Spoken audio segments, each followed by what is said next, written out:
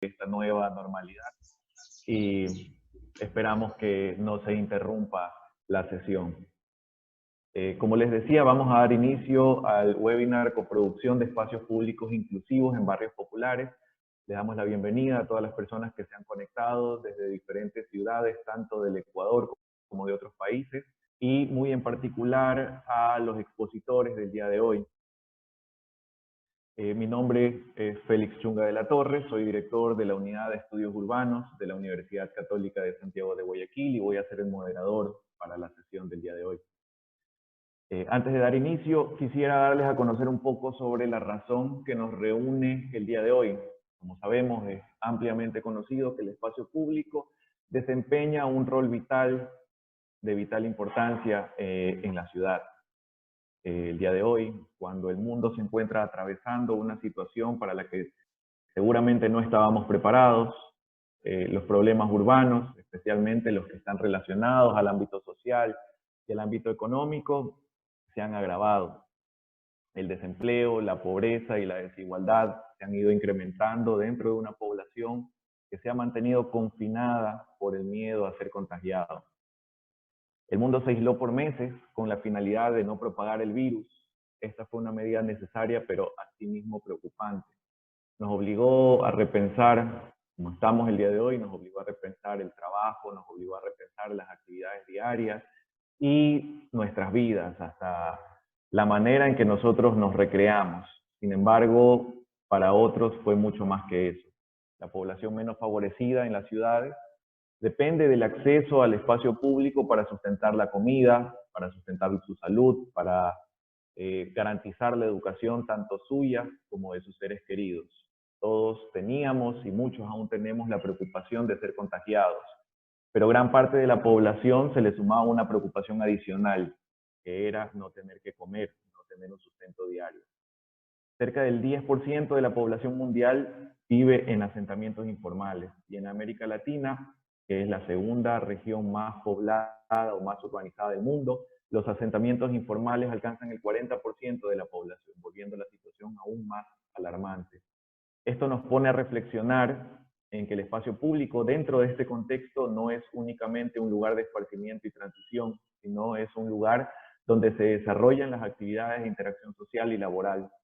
De muchos depende salir a la calle para laborar y llevar sustento a sus hogares. En muchas ciudades ya se han levantado las restricciones de circulación y se ha permitido este acceso al espacio público. En este momento es donde debemos reflexionar y evaluar el rol del espacio público, su accesibilidad y su funcionalidad. Hacernos la pregunta, ¿estamos diseñando espacios públicos seguros, inclusivos, accesibles y eficientes? Y algo mucho más importante aún, ¿cuál es el aporte del espacio público a los sectores más vulnerables en nuestras ciudades? El webinar del día de hoy forma parte de las actividades del proyecto Surlab, financiado por la agencia de cooperación belga BLIR. El proyecto es una iniciativa de 3 universidades, la Universidad Católica de Santiago de Guayaquil, la Universidad Católica de Lovaina y la Universidad de Cuenca. Cada una a través de sus distintos institutos y grupos de investigación. Este proyecto tiene como objetivo general reducir la pobreza y la desigualdad de los asentamientos informales en las ciudades mediante el empoderamiento socioeconómico, la inclusión y resiliencia de los grupos más vulnerables, especialmente mujeres y jóvenes, mediante la creación de espacio público adecuado y accesible que contribuya a la productividad, seguridad, cohesión social, identidad cívica y calidad de vida. Los invitamos a todos los participantes a ingresar a nuestro sitio web www.surlab.net y a conocer con mayor detalle las actividades que se realizan en el marco de este proyecto. El webinar será desarrollado en 4 sesiones, los días 19, 20, 26 y 27 de octubre, de 10:30 de la mañana a 12:30 hora de Ecuador. Cada una de las sesiones va a tratar sobre un tema específico, todos relacionados al espacio público inclusivo en barrios populares, que es el tema central. La primera sesión está titulada Entendiendo la informalidad en Latinoamérica y contará con la participación de 3 expertos de diferentes países. Cada uno de ellos tendrá una un lapso de tiempo de 20 minutos para realizar su exposición y posteriormente tendremos una ronda de preguntas. Para lo que le voy a pedir a todos los participantes que hagan uso del chat de esta sala para poder extender las preguntas y nosotros poder después hacerlas llegar a los ponentes. Nuestra primera expositora es María Cristina Cravino. Ella es antropóloga, magíster en Administración Pública y doctora en Antropología por la Universidad de Buenos Aires. Investigadora CONICET con sede en la Universidad Nacional de Río Negro. Secretaria académica del postdoctorado de la Facultad de Filosofía y Letras de la Universidad de Buenos Aires. Ha dirigido la maestría en Estudios Urbanos de la Universidad Nacional de General Sarmiento. Es docente de posgrado en diversas universidades nacionales de la Argentina y dictó cursos en otros países de la región. Fue consultora de organismos públicos e internacionales y sus líneas de investigación son hábitat popular, representaciones sociales sobre la ciudad, conflictos urbanos y judicialización. Le doy el paso a María Cristina. Bienvenida. Buen día, muchísimas gracias por la invitación. Quería ver cómo compartía la pantalla, si me guías, que a veces hay distintas plataformas y esta ya no me acuerdo. Sí, hay un botón en la parte inferior central que dice compartir pantalla. Está pintado de verde. Y Sí. no me equivoco, ¿sí? Sí. A ver si...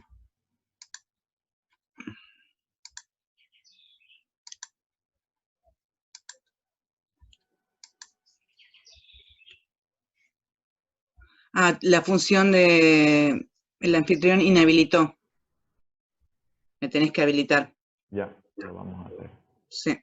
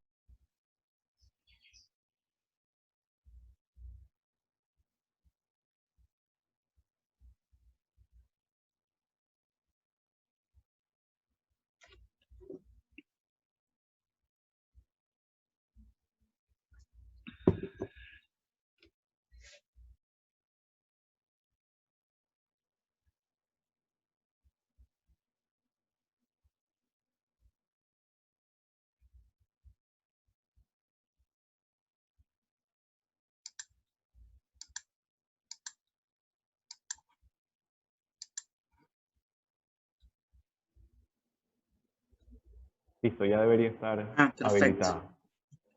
A ver.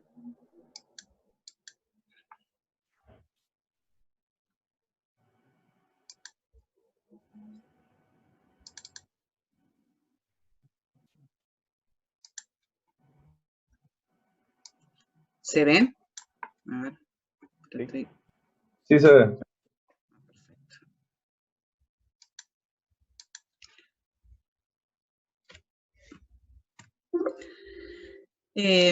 Mi intención es, en esta exposición, un poco mostrar las transformaciones urbanas en las últimas décadas cuando hablamos de asentamientos populares, asentamientos informales, porque a veces tenemos como una imagen homogeneizante y única de lo que son los asentamientos, y en realidad vamos a ver que hay fuertes transformaciones en dos sentidos. Uno, en lo que es el espacio urbano y por lo tanto el espacio público, y lo otro, las políticas públicas. Y ahí quiero llegar un poco a mostrar cómo nos encontramos hoy, donde hay una fuertísima heterogeneidad de las situaciones respecto a los asentamientos en América Latina, y una fuertísima heterogeneidad en cuanto a las políticas públicas, a pesar de que ciertos organismos fijaron, digamos, lineamientos o paradigmas de políticas públicas, en realidad nos encontramos en una situación absolutamente híbrida. Para eso quería comenzar un poco repasando esta cuestión de la formalidad e informalidad, donde aparece nuestra mirada dicotómica de ciudad formal y ciudad informal, y donde se plantea que la ciudad legítima es la ciudad formal y la ciudad informal debe ser siempre transformada para lograr que sea como igual que la ciudad formal, ¿no? Y se da un proceso contradictorio donde estos espacios son fragmentos de ciudad, pero no tienen el estatus de ciudad. Por eso se habla de urbanización de asentamientos, reurbanización de asentamientos, regularización de asentamientos, o sea, son fragmentos de ciudad, pero no tienen este estatus de ciudad, ¿no? Y vamos a ver entonces que hay diferentes paradigmas en disputa de cómo debe intervenirse en estos espacios, y hay siempre una relación bastante compleja entre las intervenciones físicas y los efectos sociales. Se supone que las transformaciones físicas urbanísticas siempre van a generar efectos sociales positivos, ¿no? A veces hay cierto optimismo, quiero decir, respecto al urbanismo en cuanto a sus efectos sociales, ¿no? Y también en general vamos a ver que se ha ido produciendo normativa urbana específica para estos procesos de transformación urbana en estos barrios. Si vemos lo que fue en la década, depende de qué país, 30, 40, 50, 60, vamos a ver el surgimiento de barrios precarios, con autoproducidos, autourbanizados por los propios habitantes, con materiales de desecho muy precarios. Esto es en Brasil, Medellín, Argentina, y vamos a ver que en realidad tienen bastante parecido, ¿no? Que es un hábitat precario donde hay un uso intensivo del espacio, por lo tanto prácticamente el espacio público no existe, ¿no? Y vamos a ver que hay una mirada como transitoria a estos espacios. En muchos casos es producto de la transición de la migración rural-urbana, en otros casos incluso migración de países limítrofes. Pero prácticamente no hay una concepción de espacio público en ellos, más que las calles como para circular. La primera respuesta del Estado cuando hubo una política pública, porque en muchos casos fue mirar para el costado, la primera respuesta fueron los desalojos, como se creía que era la respuesta óptima porque era un hábitat precario, indigno, y esto sucedió en prácticamente todos los países, mientras se discutía, sobre todo, digamos, había una comisión de la vivienda económica o vivienda social en digamos, congresos panamericanos, discutían cómo resolver justamente el acceso a la vivienda de los sectores populares en América Latina en un fuerte crecimiento de las ciudades, que además no venía acompañado de procesos de industrialización como en otros lugares del mundo, sino que era un proceso de urbanización, sobre todo por expulsión del mundo campesino, ¿no? Y después el otro ensayo, bueno, obviamente voy a hablar muy rápido para llegar a lo que más me interesa marcar y no quiero extenderme en el tiempo, fueron viviendas transitorias o definitivas que respondían también al paradigma del SIAM, del racionalismo y de grandes conjuntos, serían como ciudades urbanas en sí mismo, y los transitorios tenían que ver con una idea de educación del mundo rural al urbano, y tenían que adaptarse a la vida urbana antes de pasar a los conjuntos definitivos. Como suele suceder en América Latina, lo provisorio se convierte en definitivo, y muchos de estos barrios quedaron así como estaban en su carácter de transitorio, pero como permanente. Y ahí una de las cosas que se ve que estos barrios, en muchos casos transitorios, estaban dentro o al lado de los asentamientos, con lo cual ya empezaba a diferenciarse internamente estos barrios. Esto es en Brasil, ¿no? O estos en Argentina, los llamados núcleos habitacionales transitorios, ¿no? Que eran viviendas premoldeadas y que tenían este carácter fuertemente civilizador de los habitantes, ¿no? De transformar. Y después ya en fines de la década del 70 sí hubo debates internacionales que buscaron fijar qué hacer con los asentamientos informales, ¿no? Y con la creación de Hábitat en Naciones Unidas, y con todos los estudios previos de Turner y otras investigaciones, fijaron como lineamiento que los estados debían reconocer este esfuerzo producido por los habitantes para generar sus propios espacios urbanos, y la solución debería ser la erradicación en esos espacios y el mejoramiento integral, no ni el desalojo ni viviendas transitorias, ¿no? Después surgió un segundo paradigma que estaba muy vinculado a Hernando de Soto, que tenía que ver con el mercado, ¿no? La regularización dominial y que estos suelos entraran al mercado formal y eso generaría una dinámica positiva. Y la tercer lineamiento surge más a fines de los 90, en los 2000, que tuvo diferentes experiencias, pero sobre todo, un poco podemos ver el modelo Medellín, que aparece muy vinculado a la ciudad como mercancía y la estetización de estos procesos, de estos lugares de la ciudad, y los vamos a ver un poquito ahora más en detalle. Y como decía ahora, actualmente un proceso complejo híbrido de qué está sucediendo respecto de estos barrios, ¿no? Entonces, en el Hábitat 1, planteaba esto, la erradicación como principio y no ya mandarlos a lugares alejados o el traslado o el desalojo, ¿no? Y había un reconocimiento muy fuerte de este proceso emprendedor, y el Estado debía llevar con recursos, con asesoramiento técnico, para mejorar este espacio tal cual estaba. Y había una referencia muy clara a viviendas dignas, y una instalación de que el suelo era un tema central en América Latina, y debía ser resuelto en beneficio de toda la sociedad, ¿no? En cambio, el segundo paradigma, que respondía a un modelo neoliberal, que era del Estado mínimo y el Estado debería ser desregulado, y que tiene que ver con esta teoría de Hernando de Soto, que había un capital muerto en estos barrios, y que la solución era la titulación masiva para que circularan en estos espacios, y se suponía que aquel que ya se sentía propietario iba inmediatamente a mejorar su propio hábitat, cosa que se vio después que no necesariamente fue cierto. Y además era una resolución mínima, porque lo único que se afectaba era la propiedad, no importaba qué tipo de vivienda había, o sea, se abandonaba la idea de vivienda digna porque no importaba qué tipo de vivienda hubiera, y además permitía también la captación de impuestos para el Estado. Y acá tampoco entonces había ninguna idea de espacio público, ¿no? O sea, no interesaba el espacio público en absoluto, ni se pensaba que era necesario mejorarlo en estos barrios. En cambio, el espacio público aparece con este tercer paradigma, que después ya cristalizó con el nombre de urbanismo social a partir del modelo Medellín, pero que tenía una particularidad, que era pensándose en la ciudad en su conjunto, que mejorando estos barrios se mejoraba la imagen de la ciudad. Por eso hablo de un poco del énfasis en el marco del marketing urbano, ¿no?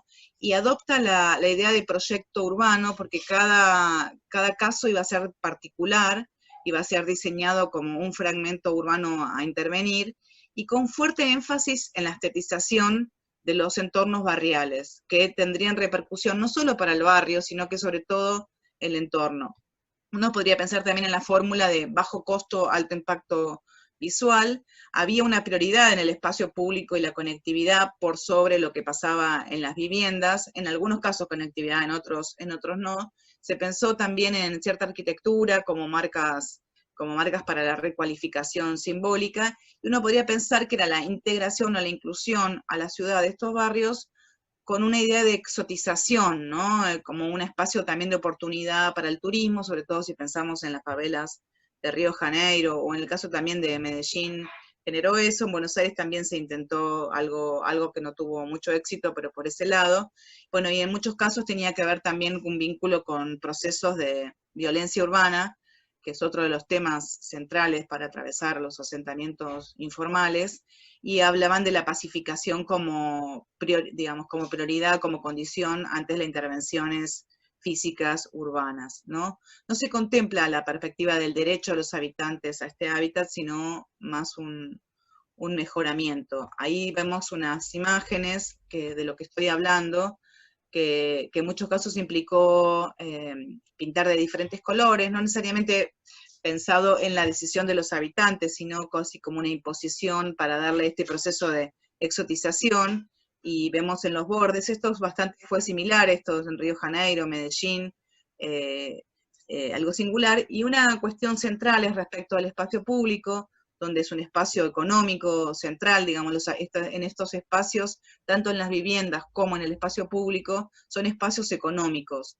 Y buena parte de la intervención es un ordenamiento de estos comercios, y implicó un proceso de expulsión, ¿no? Y una diferenciación también, que creo que quiero insistir con esto, como que hay diferenciaciones internas en cada espacio.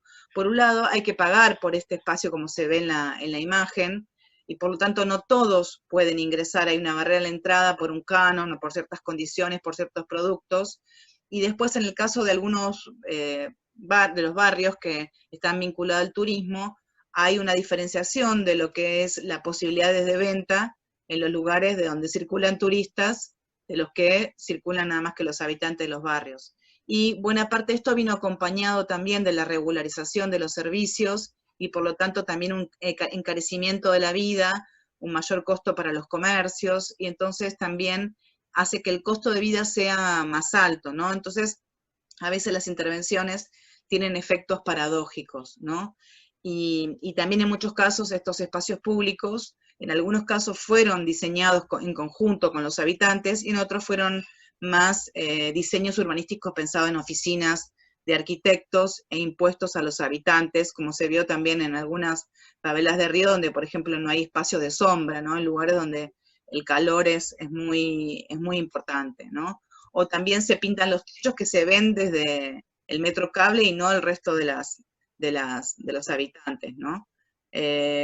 Y esto es un caso, digamos, que muestra muy claramente en Buenos Aires, en la Villa 31, esto posteriormente después hubo otras intervenciones, pero entonces yo con esta imagen me pregunto, ¿para quién es este proceso de embellecimiento, de fachadización o hablamos de a veces maquillaje urbano, cuando en realidad es solamente el entorno? Es para los de afuera que entonces digan qué lindo que quedó el barrio, cuánto se intervino, cuánto se invirtió, y en realidad es simplemente un mejoramiento de fachadas y a veces las mismas viviendas, vive la gente en condición de hacinamiento, sigue entrando humedad porque no implica impermeabilización, siguen siendo muy precarios el acceso a los servicios públicos o de muy mala calidad, y también hay intervenciones sobre todo en canchas de fútbol. En general, cuando había cierto espacio público tenía que ver con, por ejemplo, espacios deportivos, y que en general eran sagrados, que no se ocupaban, ¿no?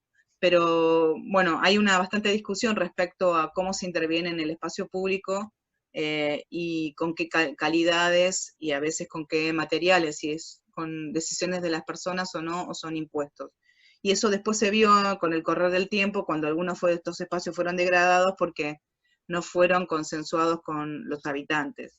Y también en el contexto de inseguridad, muchas veces si no se resuelve la seguridad como un derecho más de los habitantes de estos barrios, en realidad muchos de estos espacios no se utilizan por miedo a la inseguridad. Entonces pueden ser muy bellos arquitectónicamente, pero no hay un uso por el tema de la inseguridad, ¿no? Que en algunos barrios es bastante importante. Este modelo de urbanismo social con diferentes variantes, porque también después el mismo Brasil lo utilizó, Argentina, otras ciudades, tiene bastante que ver con el modelo Barcelona.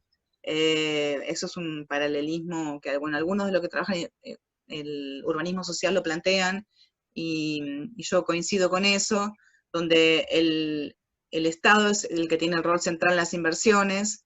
Hay una confianza en el desarrollo inmobiliario y sobre todo se apuesta a la recualificación urbana, ¿no? A la transformación física y simbólica, y se supone que automáticamente, como decía antes, vienen las transformaciones sociales, ¿no? Y esto está muy vinculado al marketing urbano y genera desplazamientos de población de los más bajos ingresos, ¿no? Si yo decía como antes que aumenta el valor, el costo de vida, esto implica también desplazamientos, y algunas de las obras para públicas implicaron desplazamiento de población, ¿no? ¿Y qué encontramos ahora? Vamos a ver que en realidad están todos los paradigmas. Uno puede decir que esa es la tendencia que se dio o como lo que emerge como paradigmas, pero si uno vemos qué pasa en la actualidad, encontramos desalojos en todos los países de América Latina. En Argentina últimamente hay bastantes ejemplos, en todos lados. También encontramos proyectos de urbanización, algunos más integrales, También encontramos incluso algo que pasaba en la década del 50 y 60 como método de desalojo, que eran los incendios intencionales. Eso también está vigente. También hay procesos de judicialización crecientes respecto a algunas intervenciones. Algunas son judicializaciones positivas respecto a garantizar las condiciones de vida ambientales de la población, y otros son judicializaciones para los desalojos, ¿no? Y ahí sigue estando vigente, y es un tema muy, muy complejo y muy agudo, el tema de la securitización, asociar intervención en asentamientos a programas de seguridad, como son el chivo expiatorio de todos los problemas de la seguridad de las ciudades, los asentamientos populares, y entonces a veces es prioritaria como política pública estas políticas de intervención militar o policial en estos barrios, que no hacen más que agudizar la estigmatización, no hacen más que agudizar la desigualdad en las condiciones habitacionales. Los pobladores no son vistos como sujetos de derechos, sino como victimarios, culpables de la delincuencia, y entonces esto empeora muchísimo las condiciones de vida, ¿no? Entonces, vemos algunos retrocesos respecto a lo que sucede en Hábitat 3, que no están firmes respecto a cuáles son las políticas públicas. Vemos retrocesos que continúan aún en democracia, desalojos violentos en los asentamientos informales. A veces vemos en simultáneo un empeoramiento de las condiciones urbanas, una estetización, la violencia, el incumplimiento de muchas leyes, pero también a veces avances normativos que fijan derechos de los habitantes. Es como hay procesos muy contradictorios. A veces también aparecen organismos de defensa, veedurías, procuradurías, otros organismos de defensa en relación a los habitantes, y también vemos acciones de resistencia y de organización de estos habitantes frente a alguna de las amenazas del poder público sobre ellos. Y esto viene también relacionado con transformaciones cualitativas profundas respecto a la forma de habitar y a las condiciones físicas, ¿no? Al comienzo veíamos, como yo decía, una homogeneización de las condiciones sociourbanas en todos los casos, y una idea de transitoriedad. Muchos habitantes eran migrantes que creían que era la puerta de entrada a la ciudad, buscando luego una vivienda digna que nunca llega, ¿no? Pero después vamos a ver transformaciones en los barrios vía 3 procesos, ¿no?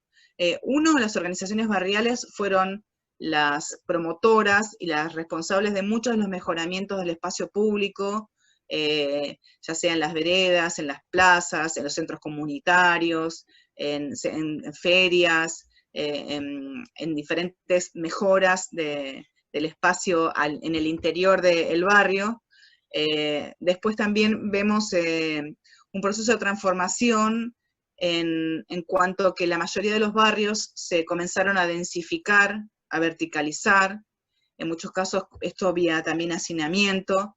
Entonces esto cambió las condiciones. Antes eran menos personas que se conocían con cierta sociabilidad, y aparece entonces también un mercado inmobiliario que hace que haya como 2 sectores sociales con intereses contrarios, los propietarios y los inquilinos, que le otorga una complejidad altísima a lo que es la dinámica urbana de los barrios, que en el caso de la pandemia fue uno de los sectores más víctimas de lo que fue las consecuencias de la pandemia, porque muchos que alquilaban no tenían sus ingresos porque eran trabajadores informales, fueron desalojados en este contexto. O sea, hubo una gran fuerte ola de desalojos, sobre todo los inquilinos en todas las ciudades latinoamericanas en particular, pero sobre todo los más débiles fueron aquellos inquilinos de los asentamientos informales, ¿no?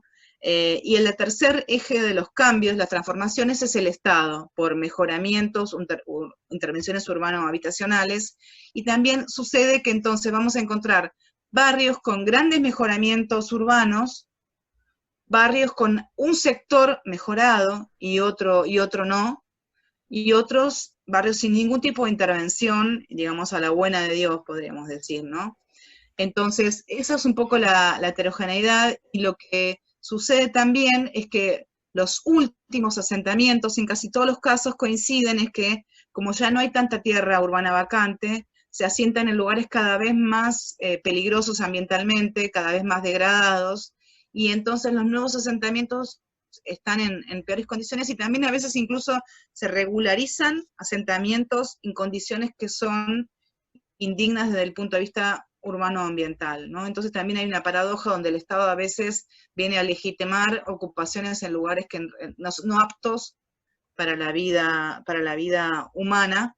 También hay procesos donde ciertos grupos ilegales se introdujeron en el mercado inmobiliario y ofrecen loteos piratas, y eso también complejiza mucho y es un obstáculo para las fuerzas organizativas de los barrios que fueron mejorando. Estos desarrolladores no piensan en el espacio público porque quieren obtener la mayor renta a partir de cada fraccionamiento, entonces volvemos a la etapa donde hay un uso intensivo de estos espacios, a diferencia de lo que fueron otras etapas donde hubo invasiones, donde la gente recreaba, las organizaciones recreaban una ciudad con espacio público, espacio para el centro de salud, espacio para la escuela, para el polideportivo. Esto, digamos, se viene hacia atrás con estos nuevos desarrolladores urbanos piratas que ya existían, pero que en algunas ciudades, pero que vienen ampliándose en América Latina.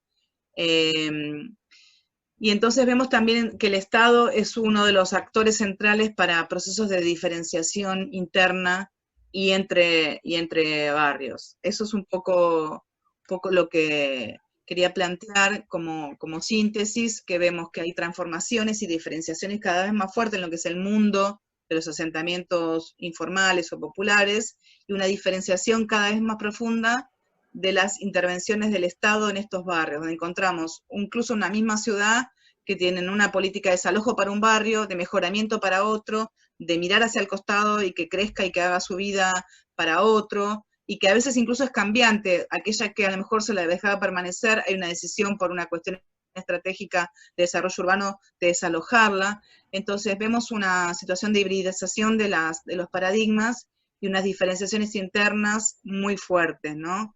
En América Latina, con lo cual tenemos que tener mucho cuidado cuando hablamos de asentamientos, porque estamos hablando actualmente de un mundo absolutamente heterogéneo y de políticas públicas heterogéneas. Eso es un poco lo que quería plantear como disparador para el debate. Gracias. Perfecto, muchas gracias María Cristina. Como les había comentado a los participantes, si tienen alguna consulta para María Cristina, por favor pueden hacer uso del chat grupal en la sesión, indicando pues, que la pregunta va para María Cristina. Asimismo, para los otros participantes, para los otros ponentes también, si tienen alguna consulta, por favor, a través del chat. Listo, Félix. Muchas gracias. Bueno, continuamos. Vamos a dar paso a Catalina Ortiz, nuestra segunda expositora. Ella es arquitecta urbanista colombiana que se desempeña como profesora asociada en la University College London y codirige el máster en diseño urbano en desarrollo en el Bartlett Development Planning Unit. Es PhD en planeación y política urbana en University of Illinois at Chicago como becaria Fulbright y máster en estudios urbanos regionales de la Universidad Nacional de Colombia. Sus intereses investigativos se focalizan en las pedagogías urbanas críticas y la negociación de la coproducción del espacio urbano en las prácticas del diseño urbano, el ordenamiento territorial y la movilidad de políticas públicas en las ciudades del sur global. Le damos paso a Catalina para su presentación del día de hoy. Hola, buenas, muchas gracias por invitarme. Perfecto. Sí, Melina nos está ayudando. Listo. Bueno, mucho gusto. Voy a tratar de articular algunas ideas derivadas de un par de proyectos de investigación que he venido liderando. Y le agradezco a María Cristina por hacer ese viaje en el tiempo y compilar unas ideas claves sobre la transformación de los barrios populares y también de las diferentes continuidades y rupturas sobre las políticas y cómo se los han encuadrado.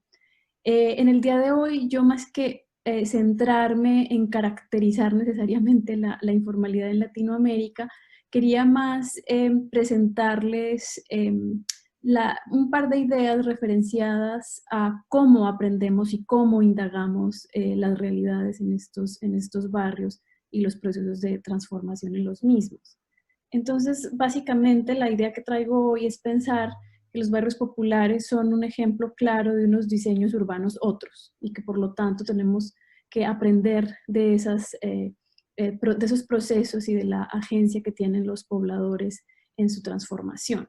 Voy entonces a referirme a dos más estrategias metodológicas que he indagado, también conectando con la discusión más amplia que tiene el SURLAB en términos de la coproducción, sobre las narrativas transmediales y los procesos de co-creación digital en y con barrios populares.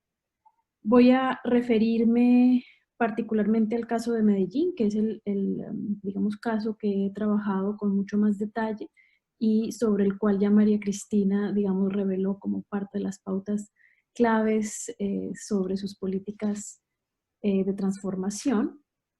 Pero más que indagar específicamente en esas políticas, lo que yo me voy a centrar es ver cómo nos inventamos unas nuevas formas de entender y de aproximar y de imaginarnos colectivamente la transformación de estos barrios.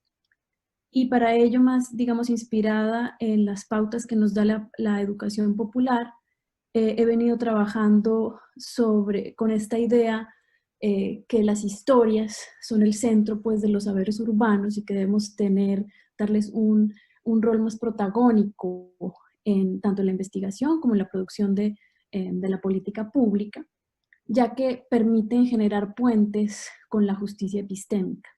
¿Cierto? Mi trabajo se deriva en gran medida de los debates decoloniales y de las tensiones del saber-poder, y también cómo desde la academia a veces reproducimos unos saberes que realmente posicionan o justifican miradas de élite sobre la transformación y conocimiento de estos barrios. Entonces, por eso estoy interesada en pensar unas pedagogías urbanas críticas que articulen otras formas de saber, otras formas de ser en el territorio, y por lo tanto he estado indagando también el poder de las narrativas visuales, digitales y performativas que se encuentran y se involucran en nuestro aprendizaje y nuestro entendimiento de la transformación de nuestras ciudades. Y por ello, digamos, de manera más provocativa, lo que planteo es que el diseño urbano lo tenemos que entender no solamente como muchas veces limitado al embellecimiento, entre comillas, de los espacios públicos, sino pensarlo más en la esfera de la generación de una esfera pública que nos ayude a pensar unos espacios basados en reconocer o que se deriven de reconocer las historias locales y que promuevan unas estrategias más claras de contar y de imaginarnos historias de transformación espacial colectivamente que digamos, derivarán también entonces en la transformación de la materialidad, pero también de las arquitecturas institucionales y narrativas que generan el espacio urbano. Entonces me voy a referir a dos proyectos muy brevemente, pensando también que hay otros espacios, otros campos sobre el cual el diseño urbano también, digamos, tiene que pensarse. Uno es en función de pensar que la circulación de narrativas urbanas es también un campo de intervención. El modelo Medellín, como lo nombraba María Cristina, ha estado circulando y yo he hecho investigación sobre quiénes lo han tomado, cuáles han sido sus estrategias de difusión. Y digamos que parte de mi malestar con cómo se ha referenciado este modelo sale de pensar entonces cómo cuando se piensa la transformación de esta ciudad, generalmente siempre se pone como epicentro el exalcalde Sergio Fajardo y su fórmula, digamos, de alguna manera reduccionista de pensar que la transformación de la ciudad a través del urbanismo social fue pasar del miedo a la esperanza y, digamos, no revelar necesariamente las tensiones, contradicciones que aún perviven en la ciudad. Y que cuando analizamos cómo la ciudad, como ese producto también de la polifonía de diferentes actores, cuando vemos quién difunde ese modelo del urbanismo social o el modelo Medellín, siempre está muy caracterizado o está en la boca, en la coalición discursiva, como la llamo, de grandes élites, tanto académicas como administrativas, en su mayoría hombres, todos o en su mayoría muy blancos y que pertenecen a las clases altas o media altas de la ciudad y de los reputados profesionales pues, de la planificación y consultores urbanos. Entonces, digamos, en ese espacio de disconfort, conociendo y entendiendo de alguna manera las realidades de los grupos de pobladores con los que he tenido la oportunidad de trabajar por varios años, lo que me di cuenta en colectivo con mis colegas es que en esa historia del modelo de Medellín en particular y de pensar la genealogía de los barrios populares, estaba ausente la historia central o como la célula del epicentro de la acción social y de la autogestión de territorios, que es lo que se denomina en ese contexto el convite. Y es precisamente cómo las redes solidarias se tejen para generar tanto el mejoramiento de las condiciones físico-espaciales, pero también las infraestructuras del cuidado que en gran medida las han llevado a cabo muchas de las mujeres y lideresas de los barrios en los que hemos trabajado. Estas son imágenes, por ejemplo, de archivo de uno de los barrios en los que hemos trabajado, entendiendo como siempre es la olla común, que hoy ha sido la que ha salvado en gran medida o ha sido el soporte de la supervivencia en épocas de pandemia, sigue constituyéndose como esa persistencia de organización social que ha sido el epicentro también de la generación de los barrios populares.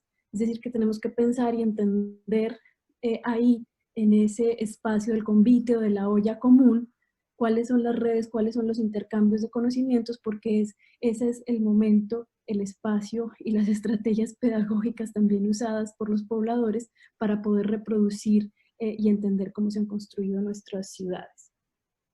Parte de ello entonces, parte de eso se recoge en el proyecto que denominamos Coinvite, donde nos basamos en tratar de entender cómo darle esa centralidad a las historias urbanas, pensando en cuáles son las estrategias para la juntanza, para poder criticar y ver cuáles son esas recetas urbanas y cómo nos podemos pensar otras recetas urbanas, para poder experimentar muy en clave de la cocina como un espacio de aprendizaje y de experimentación, y cómo, digamos, articular la acción colectiva. Este proyecto del Convite lo que generó fue una red de cuenteros urbanos, y aquí generamos una alianza para el aprendizaje de múltiples organizaciones, desde organizaciones multilaterales como Naciones Unidas, hasta organizaciones microbarriales de resistencia como Moravia Resiste, pasando por la administración pública del municipio de Medellín y asociaciones amigas también que están en otras universidades locales. Este proyecto Convite lo que trató de hacer es poder contar y colectar muchas otras historias que nos cuenten desde otras perspectivas cuál ha sido la transformación de la ciudad en sus barrios populares y poder tener un repositorio digital para poder navegar y ver estas nociones, digamos, historias alternativas de la ciudad. También generamos entonces un kit pedagógico o metodológico para poder entender cómo usar el storytelling como una herramienta de aprendizaje urbano. Y aquí, digamos, en este ejercicio que hicimos de articulación, tuvimos más de una semana inmersiva con todos los socios de este proyecto para poder entender y discutir, entre otras, por ejemplo, cuáles han sido los ingredientes del mejoramiento integral de barrios, cómo han ocurrido, cómo se han usado, cuáles han sido sus efectos, y poder empezar a darles, digamos, alguna estrategia de sistematización para entender las conceptualizaciones y los trade-offs también de estas dimensiones del mejoramiento integral de barrios.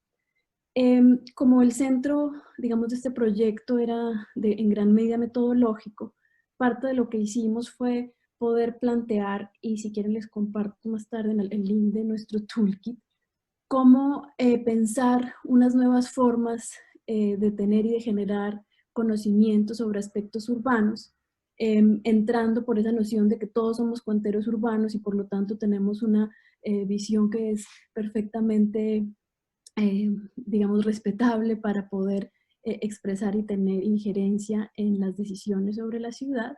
Sobre ello, entonces, colectamos diferentes estrategias de conexión emocional entre los participantes, poniendo de relieve que es esa conexión y la generación de empatía una precondición para poder imaginarnos de otras formas y para poder establecer y generar un conocimiento que sea significativo. Parte de lo que hicimos también fue generar herramientas y engancharnos con otras formas de narrar, como las propuestas generadas visualmente con pictogramas, para tratar de pensar y de elaborar unas construcciones colectivas de cuáles son incluso nuestros vocabularios y cómo en gran medida los técnicos, los expertos y demás vienen con un set de narrativas y vocabularios que muchas veces, digamos, no tienen en consideración los diferentes significados e impactos en los imaginarios de los pobladores con los que se trabaja. Tratamos de inventarnos algunas herramientas para poder construir entonces historias conjuntas y comunes, cómo tejer visiones, cómo superar esa visión, digamos, muchas veces oposicional de los diferentes actores. Aquí vemos, por ejemplo, en la imagen Inés Magalares, que fue la ministra de Vivienda cuando Lula estaba presidente en Brasil, con alguno de los funcionarios que tiene a cargo el mejoramiento integral de barrios en Medellín. Y ellos, digamos, mezclados con los pobladores y los otros participantes, para poder, usando, digamos, esta herramienta o excusa de las recetas urbanas, poder entender, criticar y proponer cuál era ese modelo de la ciudad y cómo debería mejorarse, adaptarse a las condiciones actuales y a las necesidades y críticas que tienen los diferentes actores al respecto. El otro componente, para terminar, se refería fundamentalmente a entender y articularnos con ese espacio digital, con esos ecosistemas digitales en los que ahora nos mantenemos todos inmersos demasiado tiempo, para poder ver también cuáles son esas infraestructuras donde circulan los conocimientos urbanos y generar entonces nuevas formas de visualizar y difundir estos conocimientos que generamos. No tengo tiempo para ir a todos los detalles, digamos, de los hallazgos y de cuáles fueron las historias claves, pero llegamos, digamos, a algunas de las conclusiones y sobre las cuales la plataforma Transmedia trabaja, es en función de ilustrar con diferentes historias personales de personas, lugares o instituciones algunos de los mensajes claves, tratando de entender cuáles son esas historias que nos enseñan sobre el mejoramiento integral de barrios en el caso de Medellín. Este fue el ejemplo de Mama Chila, que nos hablaba y nos ayudaba a entender el rol, digamos, de una perspectiva de género y de las infraestructuras del cuidado como uno de los centros fundamentales del mejoramiento, y que en las historias sobre la transformación de la ciudad y sobre el modelo de Medellín nunca, digamos, se han tenido en consideración. Entonces aquí esta historia de Mama Chila la trabajamos en diferentes formatos, online, offline y también inmersivo con los recorridos que, digamos, ellos tienen generados. El segundo proyecto que les quiero mostrar toma más como punto de partida entender que el cambio de narrativas urbanas es también parte del campo del campo de acción del diseño urbano.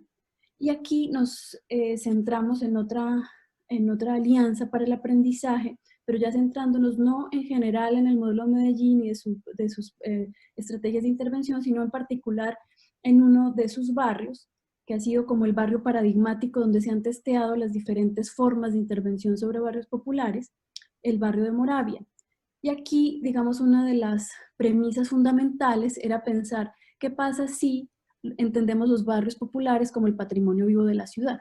¿Cómo le cambiamos entonces la narrativa al Estado y a los diferentes actores que tienen en consideración o contribuyen a las políticas públicas para poder repensar entonces desde esa perspectiva el futuro de la ciudad?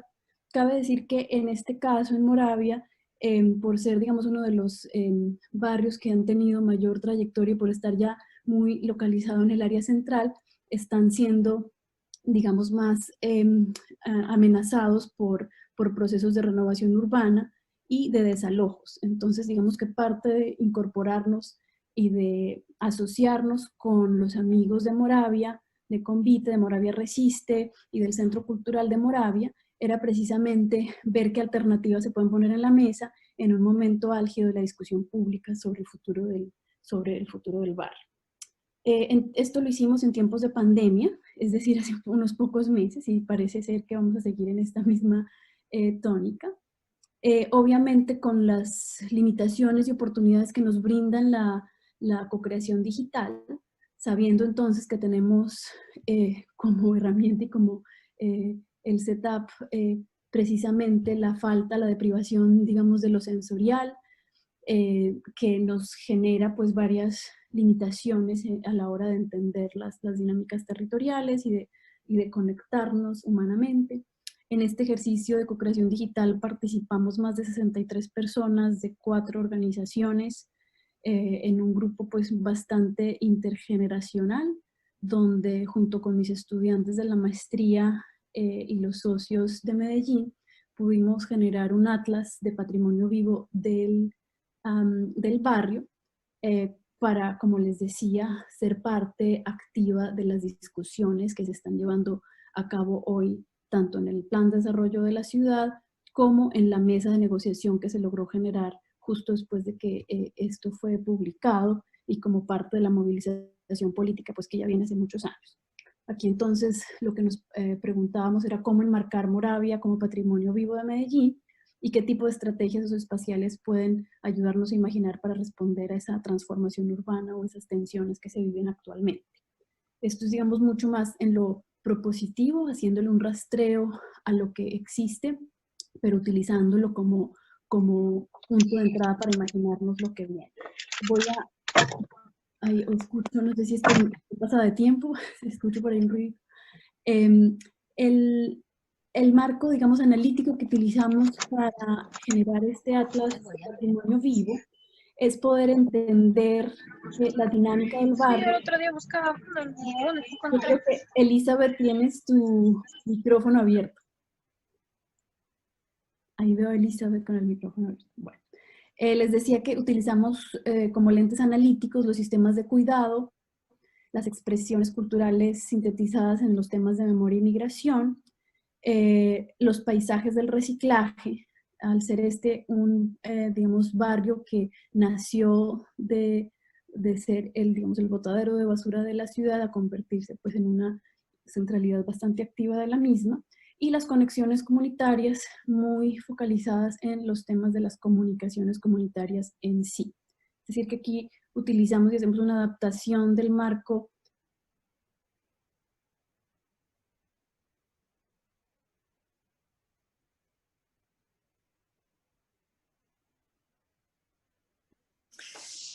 Creo que... Alguien me muteó, pero bueno, ya. Bueno, y pasando rápidamente entonces, porque no sé si eso ya era censura, tengo que acabar o, o no. No, todavía hay tiempo. Bueno, parte de lo que hicimos en este ejercicio, entonces, digamos, partía de la premisa que los futuros alternativos que cultivan la dignidad humana se generan desde las prácticas y con los conocimientos comunitarios, y por eso, digamos, la necesidad de inventarse diferentes metodologías y puntos de entrada para sacar, digamos, de esas discusiones frente a cómo abordamos los barrios populares que generalmente siempre, digamos, nos llevan a los mismos, a las mismas encrucijadas. Aquí entonces parte central de lo que analizamos y que planteamos en este punto de entrada de comunicación y conexiones comunitarias es entender que precisamente los convites cumplen unas funciones vitales en la estructuración territorial. Por un lado, haciendo una parte activa en la autoconstrucción barrial, desde las infraestructuras mínimas, mitigación de riesgos, etc. También para la resistencia política, y por eso uno de nuestros socios claves es el movimiento Moravia Resiste. Y el convite como parte también generando, digamos, la agencia de las expresiones culturales y cómo a través de convites entonces también la reproducción de diferentes prácticas culturales, digamos, han sido posibles. Aquí hicimos generamos un glosario de términos para poder negociar el tema de la renovación versus el mejoramiento integral de barrios. Casi que fue un ejercicio súper interesante de generar casi que el propio diccionario de términos y entender cuál era, digamos, el imaginario sobre los diferentes términos en cada uno de los grupos participantes, teniendo ahí también, digamos, representantes de la municipalidad. En el tema de memoria y migraciones, obviamente el contexto colombiano que está, digamos, marcado por una violencia extrema donde más de 7 millones de personas han sido víctimas de desplazamiento forzado. Obviamente entender la producción territorial de los barrios populares cruza los temas de víctimas y violencia, y obviamente ya María Cristina nos nombraba, esto genera pues varias tensiones y retos que aún son pues bastante complejos de abordar también por la geopolítica que conlleva y todas las cosas que son difíciles a veces de indagar, sobre todo en estos contextos donde cualquiera que pregunte lo que no debe preguntar, pues básicamente es ajusticiado, ¿no? Aquí entonces básicamente encontramos que un punto clave para poder abordar el mejoramiento integral de barrios en este caso tenía que rescatar lo que el grupo definió como la memoria exílica y la memoria diaspórica, ¿cierto? Los que llegaron ahí desde el principio del asentamiento, los nuevos migrantes, los que llegaron por condiciones socioeconómicas, los que han llegado más por condiciones de violencia. Y poder, digamos, amplificar y rescatar esa consideración de la diversidad cultural como una parte fundamental que ha tenido el barrio como una comunidad acogedora de los migrantes de las diferentes olas, desde el final de los 70 hasta la última migración de nuestros amigos venezolanos que han estado bastante golpeados, sobre todo en estas épocas tan complicadas. Voy a ir rápidamente, no les voy a contar todos los hallazgos, también les puedo compartir si quieren el link de esta publicación, pero digamos que ese tema de memoria colectiva y de cómo pensar que las diferentes generaciones que habitan el barrio se enteren y también entiendan cuáles han sido, digamos, la genealogía de las luchas por ese territorio y el derecho de permanencia, es un asunto pues bastante clave en parte de los hallazgos que hicimos aquí. El otro tema es el cuidado, y sabemos pues hoy más que nunca que estamos ante una crisis del cuidado en todos sus niveles. Se volvió un tema bastante interesante para poder entender las dinámicas del barrio y sobre todo entender que este barrio en particular, Moravia, se deriva de una estructura social matriarcal y que por lo tanto el cuidado está como en el ethos de la configuración y transformación de ese barrio. Y tuvimos un trabajo directo con una serie de líderes y lideresas que han trabajado de manera incansable y que se han unido también a nuestro proyecto para seguir pensando juntos en cómo poder contribuir y reconocer esas historias de las mujeres que le han dado paso y han ayudado a la supervivencia y sobre todo a generar acuerdos de paz internos en el barrio. Aquí, digamos, una de las preguntas claves era cómo generar un barrio que cuide y dónde están entonces reflejadas esas infraestructuras para el cuidado, atendiendo, digamos, como estas tres dimensiones en función de, y también quién cuida a los cuidadores, ¿cierto? Pensando que los líderes comunitarios son de alguna forma entendidos como los cuidadores del barrio. Entonces, por eso aquí, digamos, el foco estaba más en el liderazgo femenino y cuidado comunitario, el cuidado íntimo y de consolidación de viviendas y vecindades, ¿cierto? La vecindad de la microproximidad como una célula súper importante, y el cuidado de lo público, y cómo estas tres, digamos, esferas están súper interconectadas para pensar ese sistema o infraestructura del cuidado del barrio. Y finalmente, lo que se articula más con digamos, una dimensión ambiental y económica es el rol que tienen los paisajes del reciclaje o las actividades económicas del reciclaje en la organización social, y cómo quedó en evidencia que digamos, esos trabajadores fundamentales que están más expuestos, sobre todo en estas épocas, son precisamente los que están trabajando en función de las basuras y haciendo, digamos, la transformación material de los desechos en estas épocas donde estamos más tiempo en la casa. Aquí entonces se generan algunas estrategias en torno a esta noción de economía circular y tratamos de generar, digamos, un inventario de prácticas y conocimientos alrededor del reciclaje y poder poner de relevancia y entender, digamos, también como cuáles son las geografías que se generan en esas actividades y el sistema de reciclaje y cómo esto se articula entonces en múltiples escalas territoriales y podría tener una incidencia mayor en la escala urbana y metropolitana. Entonces, para terminar, simplemente 4 puntos. Uno es que este tema de los relatos y las narrativas ya han sido utilizadas en gran medida como una herramienta para poder poner, digamos, en el centro a las personas y las vivencias cotidianas como el punto de partida para reconocer y entender y enmarcar cualquier tipo de intervención o política.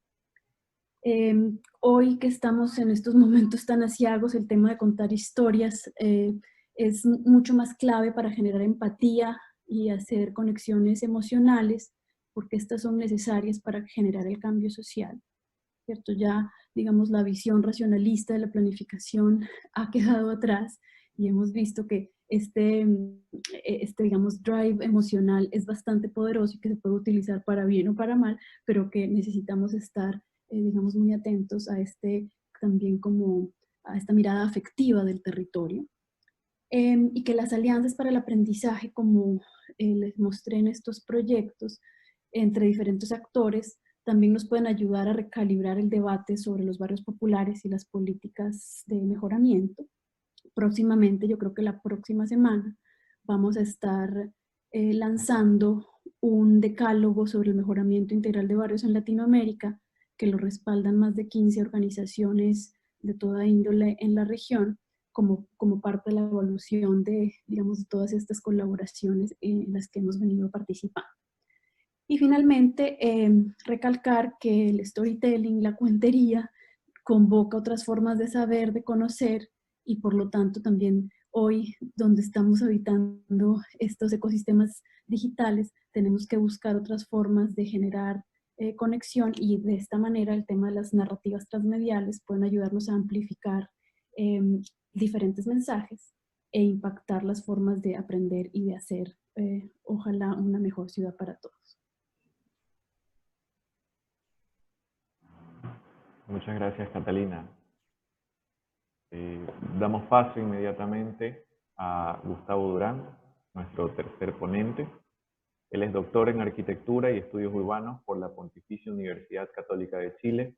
Es máster en Gobierno de la Ciudad, con mención en Desarrollo de la Ciudad por Flaxo, Ecuador. Su área de especialidad son los estudios de la ciudad latinoamericana con énfasis en los procesos de nueva marginalidad y exclusión urbana.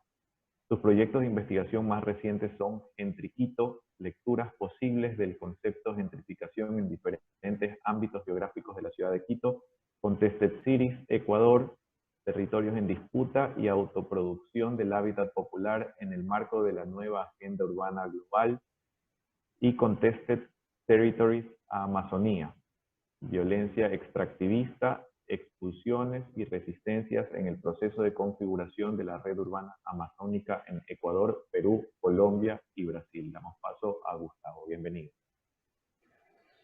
Muchas gracias, Félix.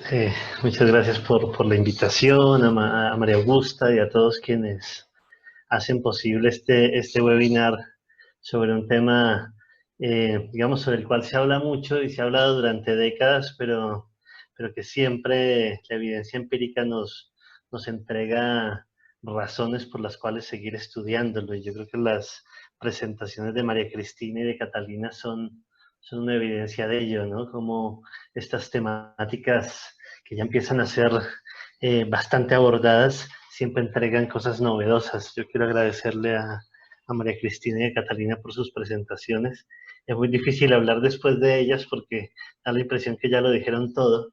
Pero bueno, vamos a intentarlo. Yo quiero presentarme, soy Gustavo Durán, soy profesor de la Flaxo, Ecuador. Esta investigación, estas investigaciones que les voy a compartir el día de hoy, no las produzco yo solo, sino que se producen en el contexto de un grupo de investigación amplio, diverso, interdisciplinario. Hoy soy, digamos, un vocero de ellos y quiero agradecerles también a mis compañeros. Voy a compartir pantalla en este momento. Si me permiten, para poder comenzar y darle un uso eficiente al tiempo que me han dado. No sé si están viendo ahí. ¿Me pueden confirmar? Sí, sí se está Sí viendo. se ve. Perfecto. Perfecto, muchas gracias. Bueno, yo voy a abordar un poco el desafío de esta presentación.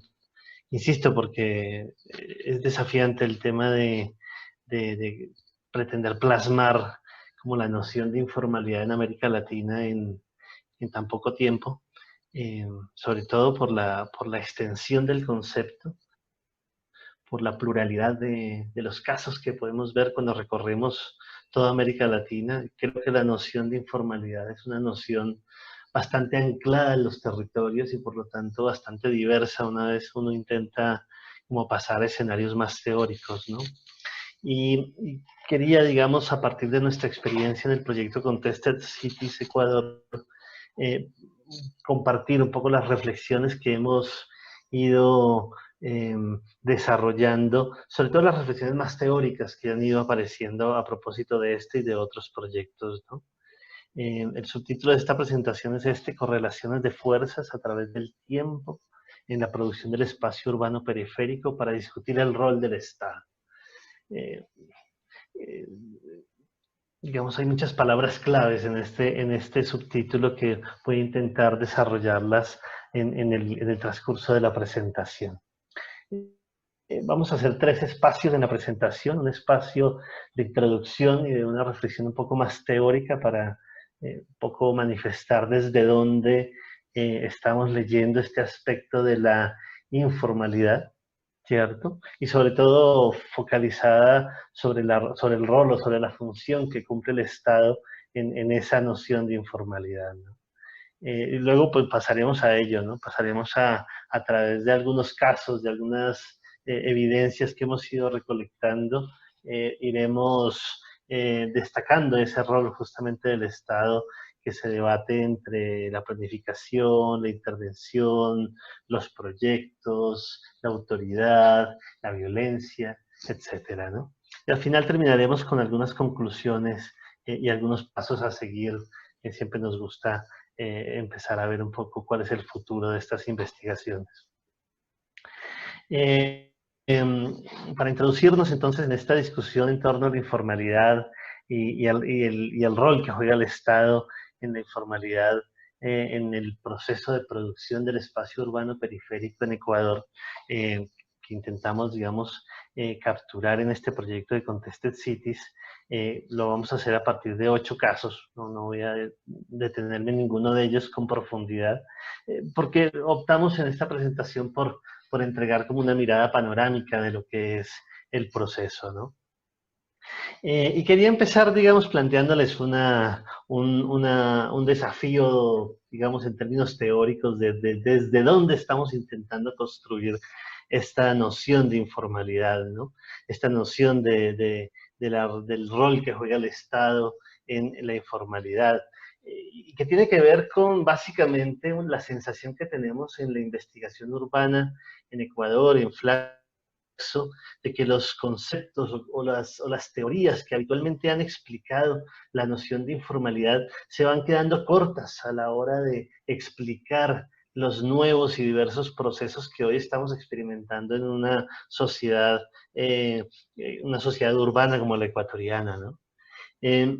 Y nosotros hemos partido un poco de una hipótesis teórica que hemos ido construyendo en los últimos años y en los últimos proyectos, y es que justamente el espacio urbano periférico y la informalidad en general es un escenario, digamos, que se debate, es un espectro que se debate entre una dialéctica entre violencias y contestaciones. Esa es básicamente como el resumen de nuestra construcción, de nuestra aproximación teórica para entender la informalidad y sobre todo el rol que el Estado juega en ella, ¿no? Y digo que las visiones más clásicas, más ortodoxas para entender el concepto de informalidad se nos quedan cortas, no porque nosotros seamos muy sofisticados ni muy inteligentes, sino porque nuestras realidades debaten con esas nociones al punto de entenderlas o al punto de sentir que están siendo superadas. Nosotros tenemos la sensación que la mayor parte de la literatura, sobre todo la literatura del norte que intenta explicar el tema de la informalidad siempre la asocia a una ausencia del Estado.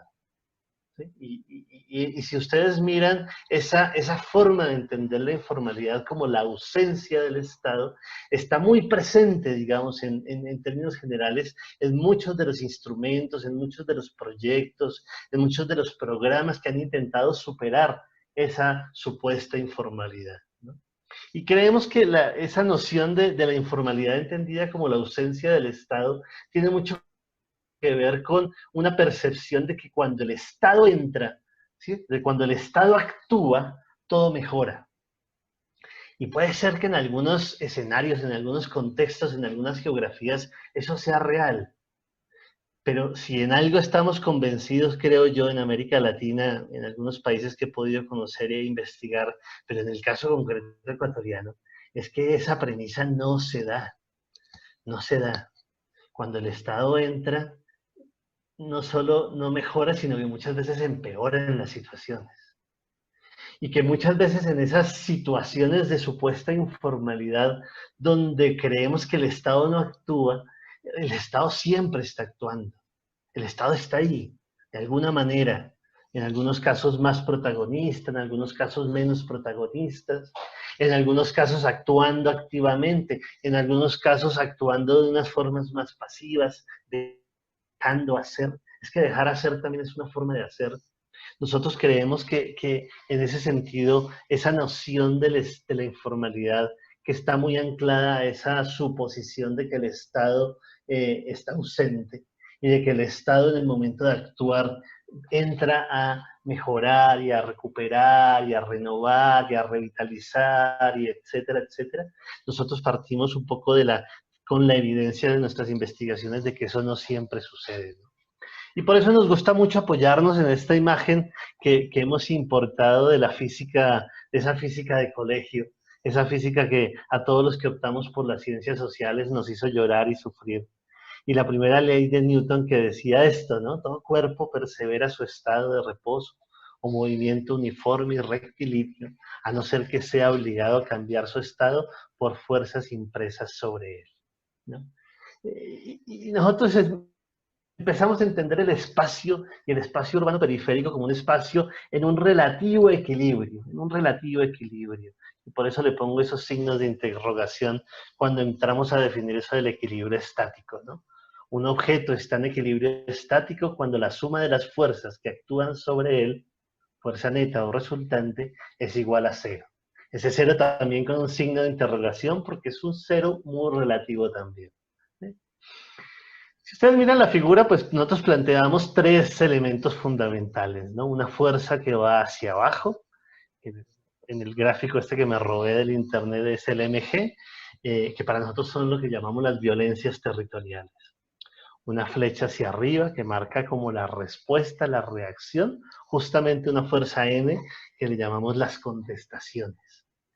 Y planteamos de alguna manera que ese espacio urbano periférico es la contraposición de estas dos fuerzas, ¿cierto? Que generan un relativo equilibrio, que generan una relativa quietud. Me refiero, digamos, a que cuando uno recorre las periferias urbanas de nuestras ciudades, pues ve una relativa composición, una relativa, comillas, calma, ¿no?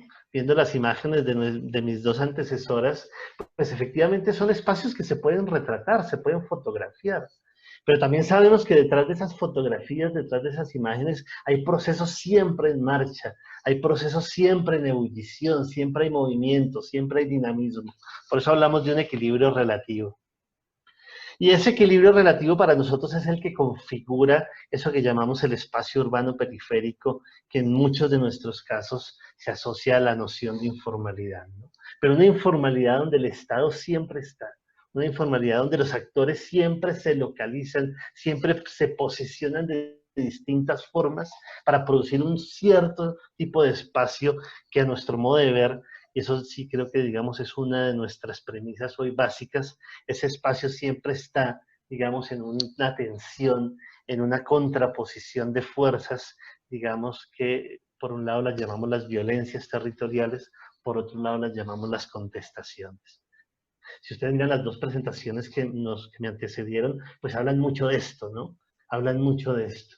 El recorrido histórico de la primera presentación, pues hablaba de cómo esas violencias territoriales fueron avanzando a lo largo del tiempo, los distintos formatos de violencia, esas casas incendiándose, esos desalojos violentos, ¿cierto? Esa periferización de la pobreza, esa criminalización de la protesta popular, digamos, ha ido evolucionando en el tiempo. Y también por otro lado, lo que nos mostraba la compañera de Londres, también todas esas metodologías, digamos, que hoy están en capacidad de cartografiar las resistencias, las formas de reaccionar, las formas de actuar ante esas violencias, pues son un poco las contestaciones de las cuales yo les estoy proponiendo hoy reflexionar desde una perspectiva más teórica.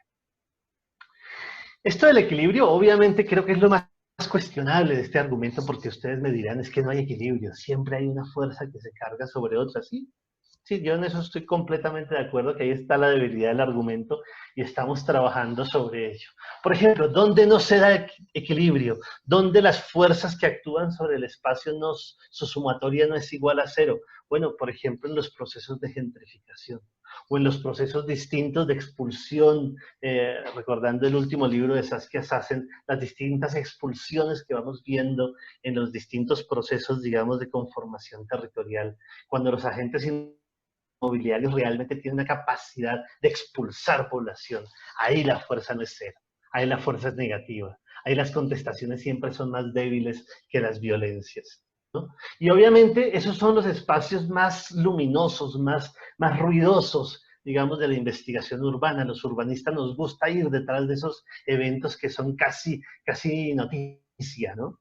Pero también hay otros espacios que son menos ruidosos, menos luminosos, en donde probablemente no estén sucediendo expulsiones, digamos así, de facto, ¿cierto? Pero sí se están ejerciendo violencias sobre el territorio, y ante las violencias territoriales, esa es nuestra tesis, siempre hay contestaciones individuales, grupales, colectivas, etcétera. Esta era un poco, digamos, como la antesala a lo que quiero presentarles, y, digamos, algunas reflexiones un poquito más de nuestro marco teórico que complementan ese diagrama de la física que quisimos presentarles el día de hoy, ¿no? Bourdieu decía, toda violencia se paga, toda violencia se paga. Y nos gusta mucho apoyarnos en los escritos y construcciones de Javier Aullero, un argentino maravilloso que trabaja estos temas, y él habla mucho sobre un concepto que a mí me encanta, y es este de la concatenación de violencias, las violencias concadenadas, ¿no? Las violencias conectadas que se combinan y que cada vez que actúan sobre el territorio generan unos efectos únicos, irrepetibles, ¿no?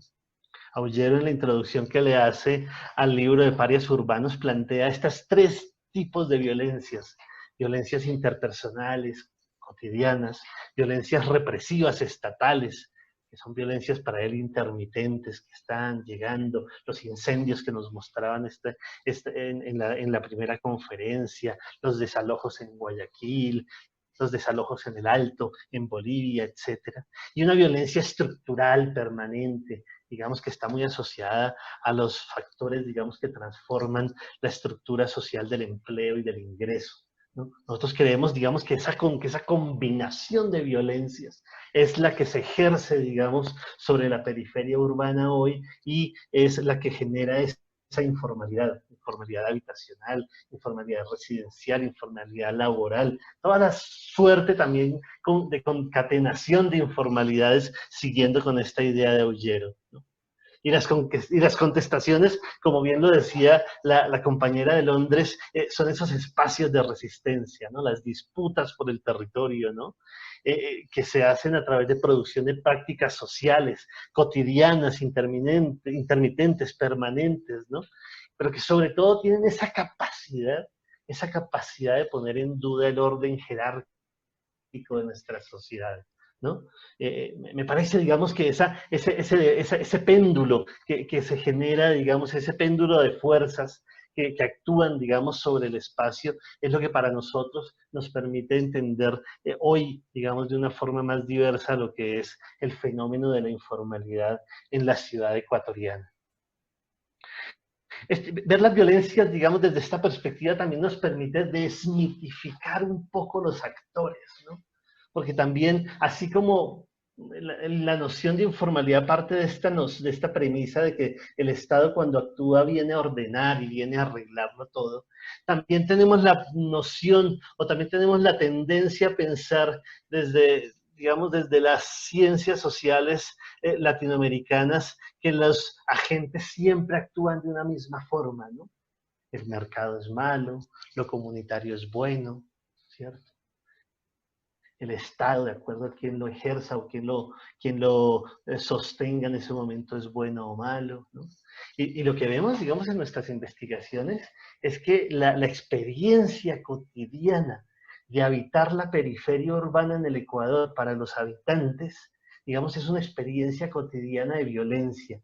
Y esas violencias provienen de muchas partes. No solamente desde los actores del mercado, desde el gran capital, desde el Estado represivo y opresor. Muchas veces provienen de sus vecinos. Muchas veces provienen, digamos, de esas directivas que se forman, muchas veces de una forma casi mafiosa, ¿cierto? Y que les obligan, digamos, a una serie de actuaciones y a una serie de representaciones que están muy asociadas a veces con actores políticos locales, que están muy asociadas a veces con actores incluso delincuenciales, ¿no? La periferia urbana de Quito y de Guayaquil ha sido conformada muchas veces con actores locales, casi comunitarios, muy articulados, digamos, a esos agentes, digamos, donde habitualmente nosotros estamos acostumbrados a poner la crítica, a poner el punto, a poner, digamos, el acento a la hora del análisis crítico, ¿no? Entonces, eso, digamos, es una cosa que a mí me parece que es muy interesante de esta mirada, ¿no? Que hace que nos obliga siempre, digamos, a entender los mecanismos por los cuales se producen esas violencias territoriales sin partir, digamos, de estos prejuicios que han sido, digamos, construidos histórica e ideológicamente, ¿no? Entonces, digamos, para pasar al segundo punto, porque creo que me alargué demasiado en esta parte inicial, pero me parecía importante esta idea, digamos, de la informalidad, digamos, como un producto que se genera a partir de la intersección entre violencias y contestaciones, ¿no? Nosotros, digamos, ya entrando un poco ya en el proyecto y en la evidencia, esta puede ser una buena síntesis de lo que encontramos, ¿no? Unas violencias muy asociadas, digamos, a la urbanización extractivista, a los procesos de renovación urbana, y muy asociado, y lo veremos en algunos minutos, muy asociado a los procesos, a los distintos procesos en los cuales se ha ido produciendo hábitat popular a partir de la política pública, ¿no? Los programas, digamos, de vivienda social, digamos, están llenitos, cargados de violencia, Y luego se extrañan los actores públicos, los actores estatales, de que cuando generan una propuesta, generan una alternativa, pues la primera reacción de la población es así, ¿no? Es no, no, no, yo regalos de usted no quiero, yo desconfío de lo que usted me viene a dar, ¿no? Y lo vemos día a día, digamos, en la acción de los agentes estatales, que muchas veces no entienden porque van con una ciclovía, van con un parque, van con unas casas, van con un puente, van con un interconector vial, van con no sé qué, y siempre llegan con la cara así fruncida diciendo, la gente no entiende que esto es por su bien. Y las contestaciones del otro lado, ¿no? Entre movilizaciones políticas y el uso, digamos, de los medios de comunicación social, ¿no? Procesos no lineales con múltiples altibajos, ¿no? Aquí también hay toda una sociología de la contestación, ¿no? Porque esto también entra en la crisis de los movimientos sociales, de la acción colectiva, de las resistencias, estas clásicas que estábamos acostumbrados nosotros en la década de los 70s y de los 80s a observar, ¿no? Hoy las contestaciones son casi indescifrables, ¿no? Lo que vivimos en el 2019 en múltiples ciudades del mundo, ¿no? Desde Barcelona hasta Santiago de Chile, pero también aquí en Ecuador, ¿no? Cómo la gente se articula en torno, digamos, a una multiplicidad de demandas, pero es capaz de construir, digamos, una agencia social contestataria, ¿no? Es un momento muy interesante el que estamos viviendo, que aparte, digamos, le pusimos este ingrediente del 2020 de la pandemia y de los regímenes autoritarios que aprovecharon la pandemia misma para asfixiar y para apagar muchas voces que se venían levantando, ¿no? Por favor, díganme del tiempo cómo vamos, porque yo puedo quedarme mucho tiempo en esto. Tenemos 2 minutos para Bueno, concluir. sí, yo, digamos, quería, digamos, en esta presentación abordar, digamos, simplemente como la primera parte de este trabajo, ¿no? Donde efectivamente hay una necesidad conceptual en superar esa dicotomía formalidad e informalidad que ya mis compañeras de la mesa la han revelado, ¿no? Y nosotros, digamos, los 8 casos del proyecto Conteste Cities los resumimos en 3 tipos de violencias, ¿no? Una violencia asociada al extractivismo, una violencia asociada a la renovación urbana, una violencia asociada a la producción de hábitat popular con el propósito, digamos, de la vivienda social, ¿no? Estas son las ciudades donde desarrollamos el proyecto, ¿cierto? Y donde hicimos las distintas preguntas en torno a ese rol que el Estado cumplió en cada una de ellos, ¿no?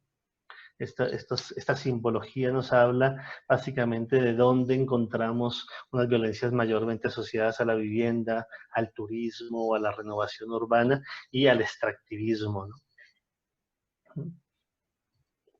Ahí están, ¿no? Un poco de la metodología, digamos, intentamos aplicar en este caso, ¿cierto? Y ya entrando, digamos, distintas formas, digamos, de violencia que identificamos, sobre todo asociadas al rol del Estado, pues vemos este collage, ¿cierto? De imágenes que hablan de ello, ¿no? Hablan de cómo el Estado, digamos, asociado con actores privados, digamos, nacionales e internacionales, a través de su acción extractivista, pues van produciendo territorio, van produciendo periferia, ¿no? Violencias de desplazamiento, de sufrimiento ambiental, de ruptura de tejidos sociales, de extractivismo en sí, ¿cierto? Fuimos analizando a través de los distintos casos, ¿no? La renovación urbana igual, ¿no?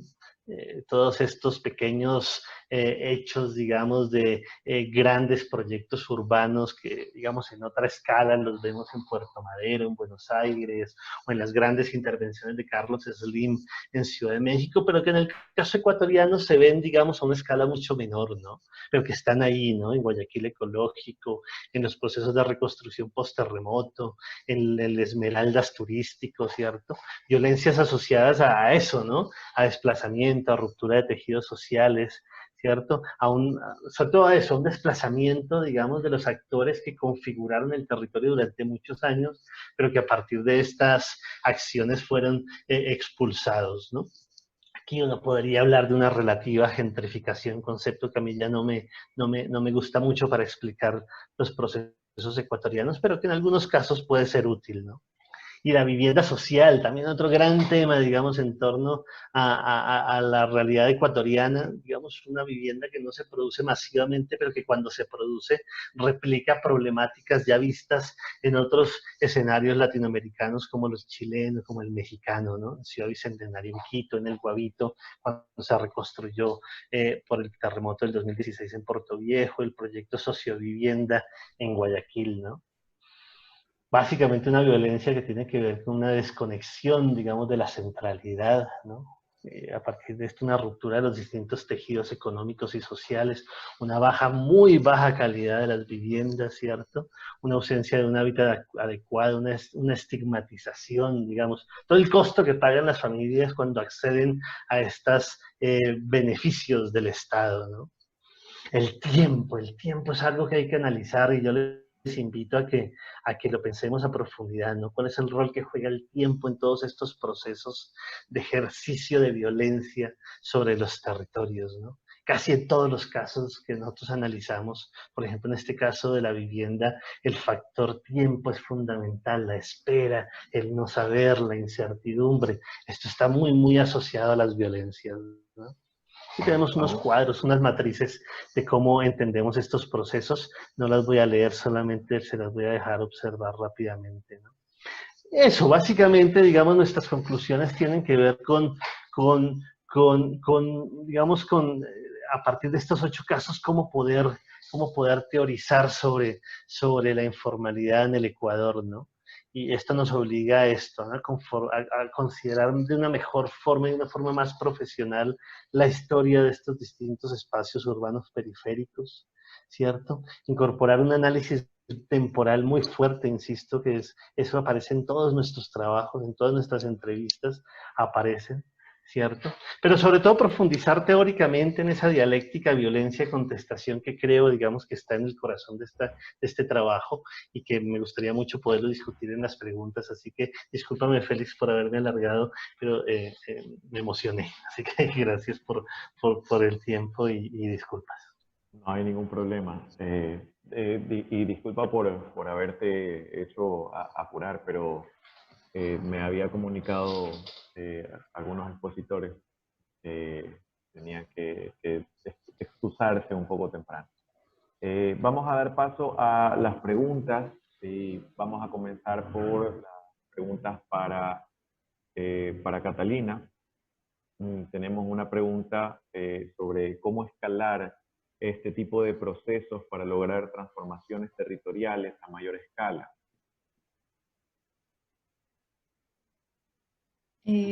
Gracias por la pregunta. Siempre la escalabilidad es una de las preocupaciones mayores cuando se trata de procesos, entre comillas, innovadores, pero básicamente la idea de las alianzas para el aprendizaje o estas asociaciones en las que he venido persistentemente trabajando, solamente se pueden escalar si precisamente conectamos con organizaciones que están trabajando en múltiples escalas. Por eso he trabajado con la red de ciudades y gobiernos locales, con Naciones Unidas, con la Plataforma Global del Derecho a la Ciudad y con los ejemplos, digamos, de organizaciones de anclaje concreto y las redes que los asocian, como la Alianza Internacional de Habitantes, ¿cierto? HIC Latinoamérica.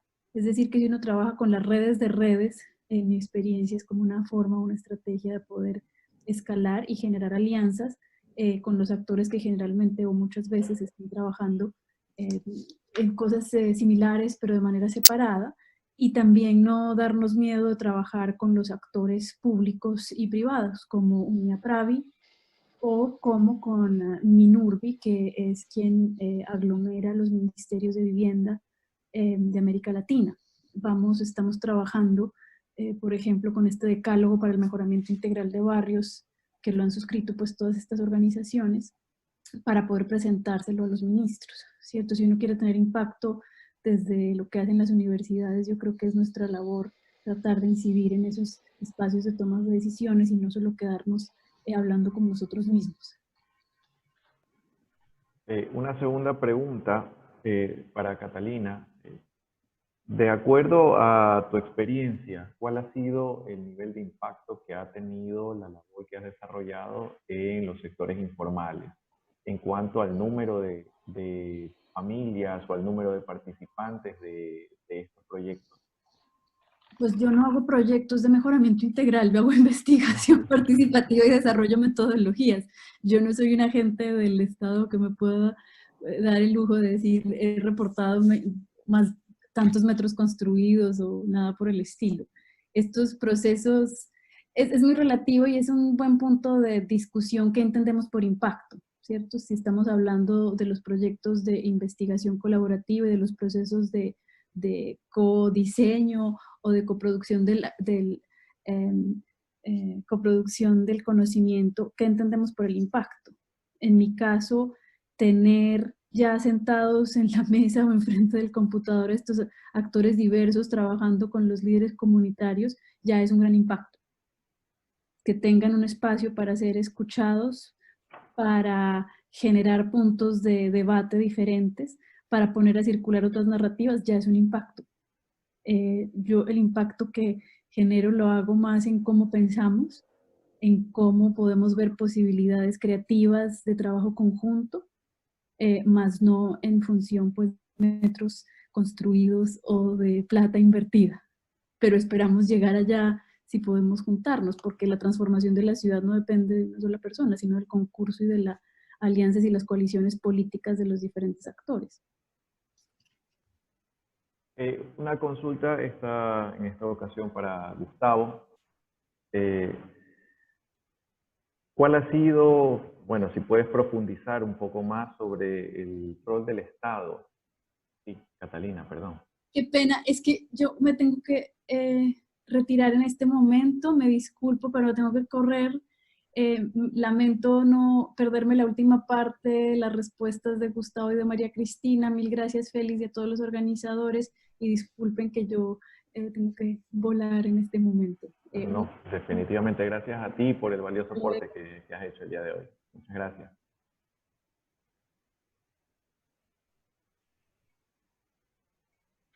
Bueno, continuamos. Para Gustavo, ¿cuál ha sido el rol que ha tenido el urbanista, el planificador urbano, dentro de esta contienda o dentro de esta lucha y violencia entre los sectores informales y el Estado?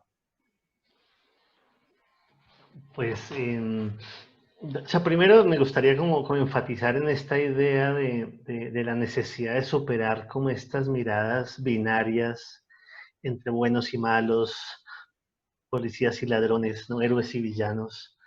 Porque en algunos casos, digamos, uno puede ver, digamos, agentes estatales verdaderamente comprometidos con el desarrollo de las periferias, de sus actores, con el respeto de sus subjetividades, con el compromiso que tienen por hacer, digamos, de la población, digamos, verdaderos protagonistas en la producción de su espacio, digamos, uno puede verlo, obviamente en pequeñas actuaciones, ¿no?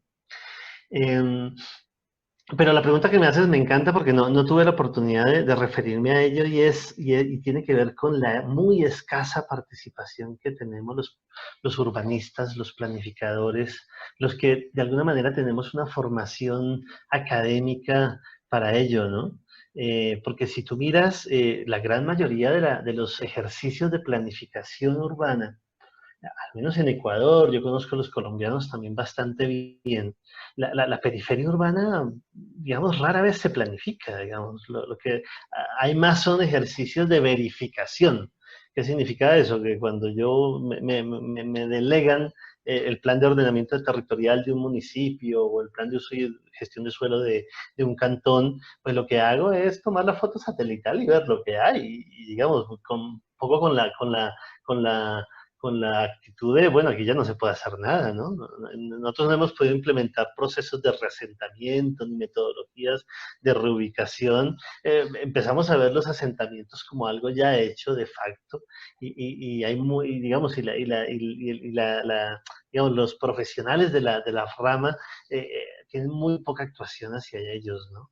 Y yo creo que es porque todavía los urbanistas y los arquitectos, creo yo, tenemos que hacer un mea culpa, todavía estamos muy contaminados por esas ideas de mediados del siglo pasado, donde soñábamos con planificar la ciudad desde cero, ¿no? Todos tenemos en nuestro corazoncito un pequeño Niemeyer, un pequeño Luis Costa, que sueña con diseñar la ciudad, ¿no? Y por eso cuando se hacen nuevos desarrollos siempre se llaman ciudad, ¿no? Aquí uno de los que les mostré se llama Ciudad Bicentenario, y es una cosa por allá alejada en el extramuro de Quito, y me parece que no, que nuestro desafío tiene que ver más, es como finalmente la ciudad informal, si la queremos seguir llamando así, tiene mejores procesos, digamos, de conexión en términos funcionales, en términos simbólicos, en términos identitarios, en términos políticos, con la ciudad consolidada, con la ciudad central, donde están, digamos, concentrados los distintos, digamos, focos de oferta de empleo, de educación, de cultura, de espacio público, de áreas verdes, ¿no? Eso no se hace queriendo, digamos, emular ejemplos del pasado, sino yendo a terreno y estableciendo metodologías que permitan diálogos, ¿cierto? Para poder, digamos, superar esta dialéctica violencia-contestación, ¿no? Yo creo, digamos, y en eso Félix, te invito a María Augusta y a todos los que tenemos la responsabilidad de la formación de profesionales de la arquitectura, del urbanismo, porque tenemos que cambiar la forma como lo hacemos, tenemos que cambiarlo. Yo tiemblo cada vez que voy a una escuela de arquitectura y sigo viendo el taller de vivienda de interés social y lo que veo es lo mismo que se ha hecho en los últimos 40 años, donde los pobres, el único suelo al cual tienen acceso es un suelo periférico, carente de valor, que los estigmatiza, y los chicos diseñando casitas por allá en las periferias. Qué buena pregunta que llegó. Muchas gracias. Y queremos extender la misma pregunta a María Cristina. ¿Cuál es el rol que tiene el planificador urbano dentro de, o que ha tenido dentro de el mejoramiento de los sectores informales y el espacio público? Cristina, tienes el micrófono. Creo que hay tres errores que se cometen fundamentalmente desde la planificación para el mejoramiento.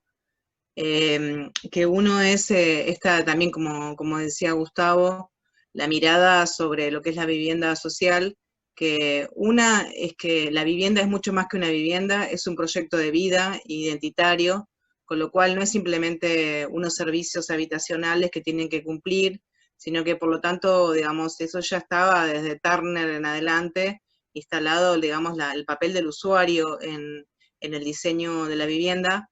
Una segunda cuestión es la localización, como también un poco decía Gustavo, o sea, que yo creo que ya hay experiencias que se superaron esto de la periferización, que la localización al revés, cuanto menos ingresos se tiene, más importante es la localización en la ciudad para el acceso al empleo, a ciertos servicios. Y lo tercero es también que yo vengo discutiendo mucho acá en Argentina, que es que la vivienda también es un espacio productivo para los sectores populares, y que esto recién ahora empieza a discutirse nuevamente sobre eso a raíz de que las clases medias hacen teletrabajo, entonces, bueno, cómo conciliar el espacio residencial con el espacio de trabajo aparece como un tema, pero en realidad los sectores populares siempre tienen un hábitat flexible que de acuerdo a la coyuntura también del ciclo de vida, adaptan la vivienda al espacio productivo. Y después hay una cuestión también central que es el costo, la sustentabilidad del pago, ¿no? Que muchas veces no se contempla, y que, por ejemplo, en este momento en algunos procesos de urbanización de las villas de la Ciudad de Buenos Aires, la gente tiene miedo a mudarse a la vivienda nueva porque cree que no la puede pagar, entonces prefiere no mudarse. Entonces, como al final construían vivienda para mejorar las condiciones de vida de esos habitantes prefieren no mudarse por no tener miedo a poder pagarla. Yo creo que la mejor respuesta en esto es algunas perspectivas que hay que son más dialógicas, porque no es que los habitantes tienen toda la razón cuando plantean sus demandas habitacionales, ni es que el técnico tiene toda la razón cuando diseña porque entiende mejor supuestamente que los habitantes, sino que me parece que lo que mejor surge es de un diálogo entre los criterios técnicos y los criterios de los habitantes, surge el mejor resultado. Por lo tanto, si no hay participación, o sea, para mí una de las pocas recetas universales es que cuanto más participación hay en los proyectos, mejores proyectos se logran, ¿no? Y tiene que ser una participación sustantiva, porque también estamos viendo en estos tiempos muchos proyectos que se venden como participativos, pero que en realidad a lo mejor hicieron 2 o 3 reuniones y donde le mostraban la maqueta y que opinen sobre la maqueta, y punto. O sea, ya está el proyecto desarrollado y a lo sumo podían elegir de qué color las viviendas, ¿no? Entonces, bueno, eso no es participación. Entonces me parece que acá hay todo un debate, no solamente sobre la informalidad, que creo que totalmente comparto que hay que superar esta idea dicotómica, porque además hay, digamos, hay, si se quiere, informalidades visibles e invisibles. Los barrios cerrados, que hay muchos en Buenos Aires, están por fuera de la norma, ocupando humedales, no registran sus viviendas, están en suelo supuestamente rural, o sea, hay un montón de informalidades de otros sectores sociales que son invisibles y siempre son visibles de los sectores populares. Entonces creo que hay que superar también esta mirada, ¿no? Bueno, muchísimas gracias. Sin duda hoy hemos abierto este debate del rol de distintos actores dentro de la formación, el diseño y la construcción de espacios públicos, en barrios populares específicamente, ¿no? Hemos hablado del rol del urbanista, del planificador urbano, y no solamente del profesional, sino de las universidades, de otro tipo de actores que también forman parte importante dentro de la producción del espacio público. Hemos hablado del rol del Estado, hemos hablado de que a veces el Estado, con la intención o con el discurso de mejora, de ayuda, no siempre esto se cumple. Su intervención en algunos casos, o en la gran mayoría de los casos, ha sido una acción que no ha traído mejoras, como lo dijo Gustavo en algún momento. Y finalmente, y no menos importante, el rol del habitante, el rol del usuario de este espacio público, de las familias que se han visto afectadas por la situación que estamos atravesando, que se han visto afectadas a través de la historia de las últimas décadas por los procesos de urbanización, los procesos de gentrificación y los procesos de migración en las ciudades.